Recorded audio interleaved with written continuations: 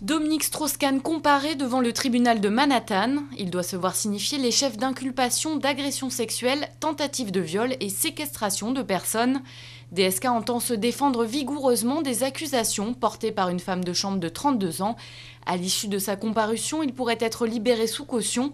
En France, une écrivaine et journaliste, Tristane Banon, affirme elle aussi avoir été agressée sexuellement par le patron du FMI en 2002.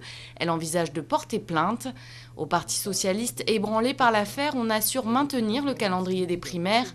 Martine Aubry s'est quant à elle dite bouleversée par l'image de DSK menottée.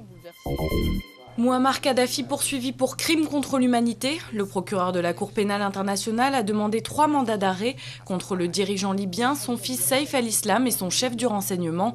C'est désormais au juge de la CPI de trancher. Pour le procureur Moreno Ocampo, des preuves attestent que des attaques contre des civils non armés ont été commandées.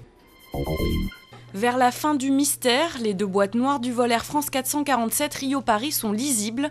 Les enquêteurs ont pu recueillir l'intégralité des données repêchées par 3900 mètres de fond. Ils promettent un rapport pour cet été. La catastrophe avait fait 228 morts en juin 2009 au large du Brésil. En compétition lundi soir à Cannes, le 5e film du réalisateur américain Terrence Malick, L'Arbre de vie, avec Sean Penn et Brad Pitt, une fresque mystique sur la vie d'un garçon devenu homme dans un milieu pétri par la religion. Le réalisateur est resté invisible, il souhaite que le public reçoive son film comme un poème. La presse, elle, est mitigée.